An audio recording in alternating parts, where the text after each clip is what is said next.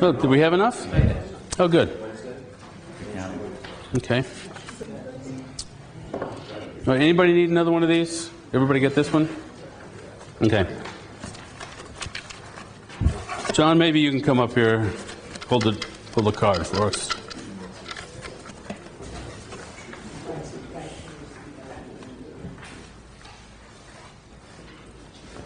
The winner is Douglas Eicher.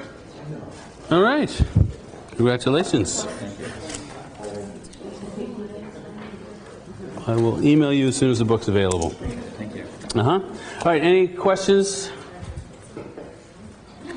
Can you describe some interesting pivots? Yes. I can describe the results of them. You know PayPal? You know what it was started as? It was started as encryption software for stuff on your Palm Pilot. Remember Palm Pilots, PDAs? And that didn't work.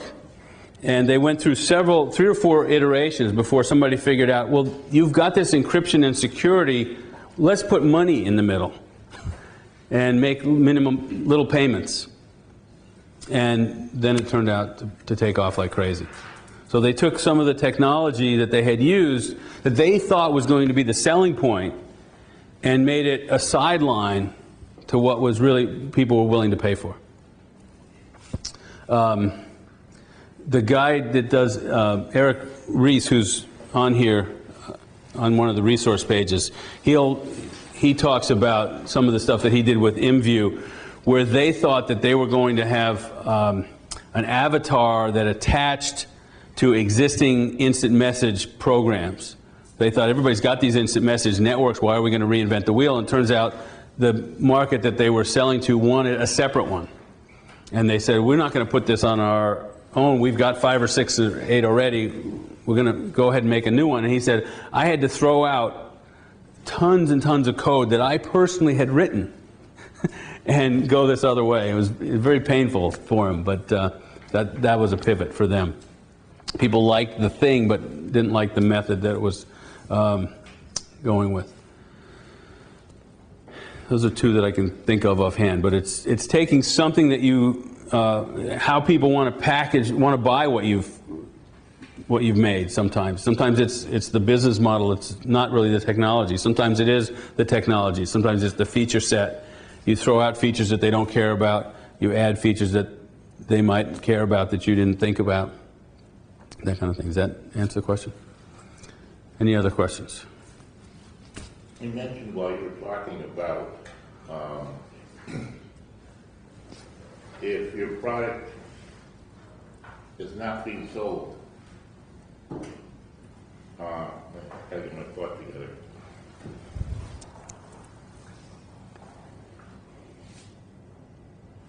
That you should concentrate on customer development.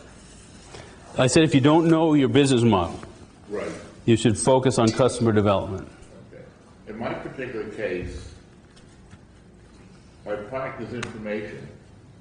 Mm-hmm. And as time progresses, more and more of it is being done today.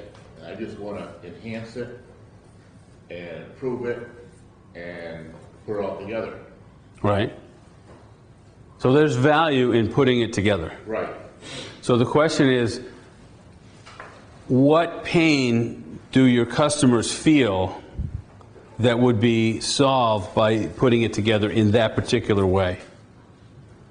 So I think your hypothesis, the things you know for sure that may not be true, are if I put this together in this way, it will be valuable for these reasons. Right. And then you go and talk to people and say, I'm thinking of doing this. Whether you've done it or not, just take the pressure off, because they're not going to want to tell you your baby's ugly. But if you say, I'm thinking of doing this, does this bother you? Do you feel this problem? And how often? And if this stuff came together in this way, would that solve that for you? And But what you're saying is that's customer development, not Right. creating a business model. customer development is the external piece of the business model. It's understanding the customer desire aspect of the business model. Yes. I have a question with your book. Yes. Do you have any chapters which deal with how you can use social media to do your 4 steps for customer development? Because, I mean, for the past 6 months, that's what I've been doing. And it's called market research, but I don't have a lot of money, so I use social media. Sometimes I put free things out, promotions, I write newsletters to find out how people are thinking, how I should package my product. And it's been extremely helpful for me. So I was wondering, because I'm very happy I saw the steps as well. Okay. Yeah. And I was wondering if you had any ideas about that in your book. It's actually, read some of the stuff on the resources page. You'll find that it's actually slightly different than market research. Because have you ever had somebody call you up or want to do a survey and you've said yes? And they go through all these questions and they say on a scale of 1 to 5, blah, blah, blah, blah, blah, blah, blah. And they don't ask the right questions.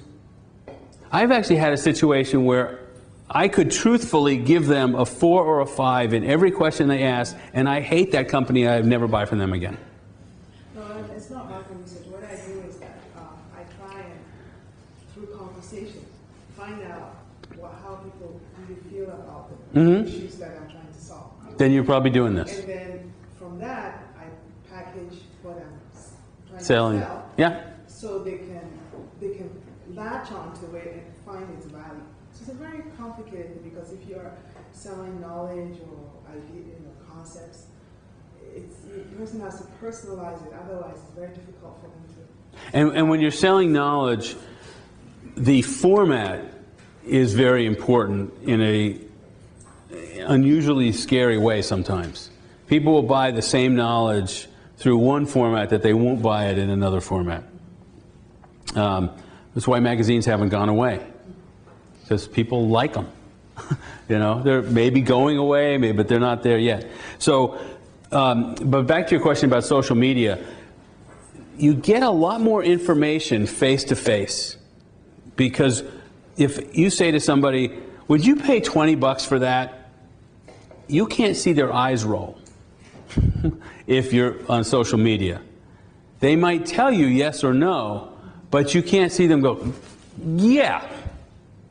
You miss all that nuance. You miss the things that they aren't quite saying.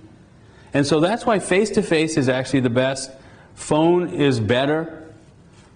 There are things you can do with social media. There are things you can do with just putting up a website and see who clicks on it and stuff like that. But the more you can get visceral, the better quality of information that you'll get. I wonder if just using social networking might be a good way to identify folks, though. If you go on Facebook and there's a group that other people might be involved in, you can join the group.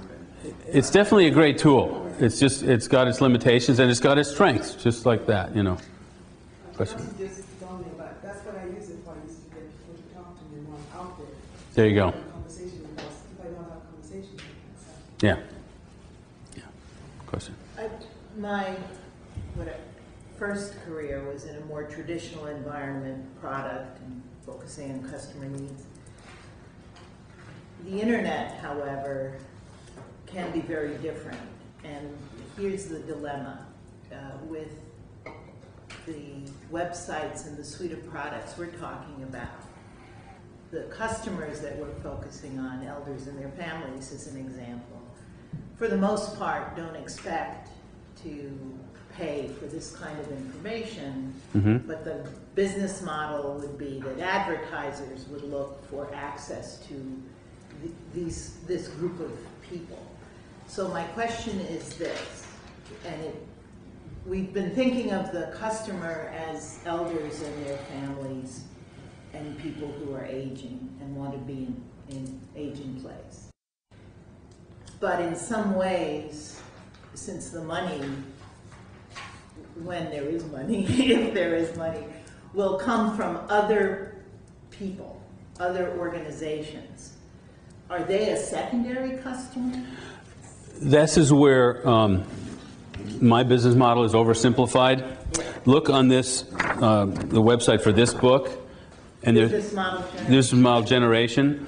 And one of the things they say is you start with who are your customers, and you break them out by who the different, it could be either demographics, how you give them value, or how you market to them, or how you reach them, etc.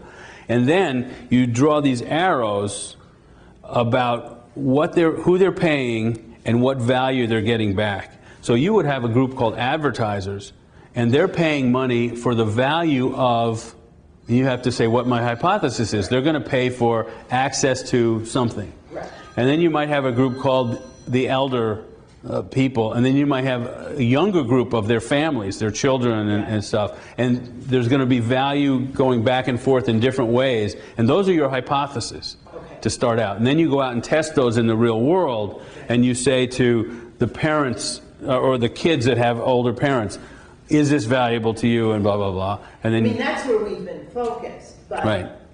For now anyway, there's no money there. Right. And then you go to the advertisers and you say, would this demographic, if we got this many hits, would that be valuable to you? If we got this many hits of that demographic, would that be more valuable to you? So that's a very different, it's like a... This is a different conversation. Different conversation. Yeah. You got the same situation later. And that's why you won't do the traditional focus group marketing research stuff isn't really effective that way, because this is too blue sky. This is too like, I'm looking for answers to when I might not even know the right question to ask. Mm-hmm. And that's where a conversation can really pull that stuff out. So. I've run into a couple other folks who had this similar situation, and the answer was neither. It became an OEM white label product for the companies who wanted to gain favor. So they weren't even advertising so much as, if you will, optically owning it. So it was a licensed OEM deal to the company who wanted to gain favor with, whether it's an insurance company looking to sell some medical add-ons or whatever, but it was someone, and that was the purchaser, and it ended up that it was very lucrative. But, so the model was to focus on essentially the end user customer, then build something of value that then someone would want to buy in that case. Yeah, in the case, they would do an OEM or white label, of the thing to So they would brand it with their name and on their website, and they would pay you a license fee for it. So it's available. I have a similar situation in healthcare. I have clients, doctors, and customers, insurance companies. And the customer in my mind is always the one who pays you. So you have to solve for them. And how you get those guys the money is by delivering to clients. So it's the same. We are a catalyst. We catalyze an interaction. That's what you have to do. There's a lot of companies that are in that mix where they have to sell on both sides, but only one pays. Like recruiters. You have to get people who are looking for jobs, but you also have to get people who are looking for employees and keep them both happy. But traditionally, I would agree that my view always was that the customer is the one who pays. But in this case, I have a hard time thinking of advertisers as my customer and elders as... Well, it doesn't matter what you call it, but if you do the exercise in that business model development and see where the value goes and see where the money goes, there's going to be every person in the business model or every entity in the business model, they're in it for a value. So there's a value stream going to them. And then there's something that they give. Some of it's money, some give time, some give attention. So if you're in an advertising business, the reader gives attention. They don't necessarily give money, but because they're giving attention, the advertiser is willing to give you money. But that's only one situation. Any other questions? Good. Thank you very much.